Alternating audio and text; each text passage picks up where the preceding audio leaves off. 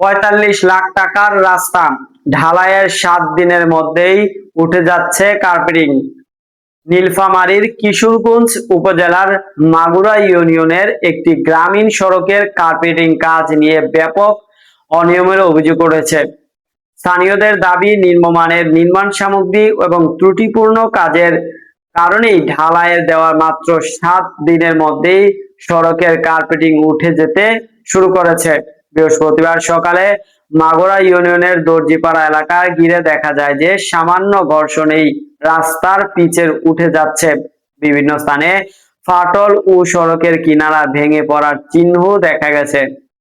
স্থানীয় সূত্রে জানা যায় যে 2025-26 অর্থ বছরে গ্রামীণ অবকাঠামো উন্নয়ন প্রকল্পের আওতায় প্রায় ৪৫ লক্ষ টাকা ব্যয়ে চেকপোস্ট থেকে দর্জিপাড়া পর্যন্ত ১.৫ কিলোমিটার সড়ক নির্মাণের উদ্যোগে নেওয়া হয়েছিল।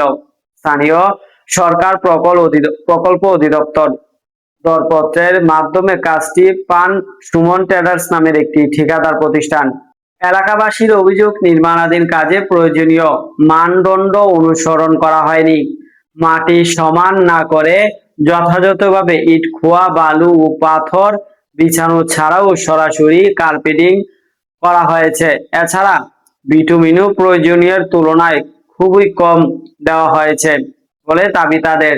স্থানীয় বাসিন্দা মজনু মিয়া বলেন যে কাজ শেষ হওয়ার আগে দিন মধ্যেও রাস্তার অবস্থা খারাপ ছিল। নির্মাণ কাজের সময় এলাকাবাসী বারবার সতর্ক করলেও ঠিকাদার প্রতিষ্ঠান তা গুরুত্ব দেয়নি। আরেক বাসিন্দা হাসান আলী ভাষ্য, নিম্নমানের সামগ্রী ব্যবহারের কারণে টেকসই হয়নি এবং তিনি বলেন যে দ্রুত তদন্ত করে প্রয়োজনীয় ব্যবস্থা নেওয়ার দাবি জানান।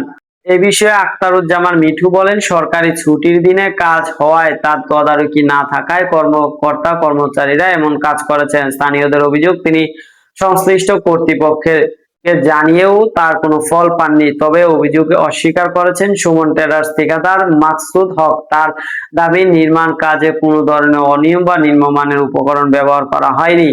অন্যদিকে মাহমুদ হাসান বলেন, বিষয়টি তাদের নজরে এসেছে, দ্রুত ঘটনা পরিদর্শনের প্রয়োজনীয় ব্যবস্থা গ্রহণ করা হচ্ছে। দর্শক, সাবস্ক্রাইব করবেন, লাইক করবেন, শেয়ার করবেন, কমেন্ট করতে বলবেন।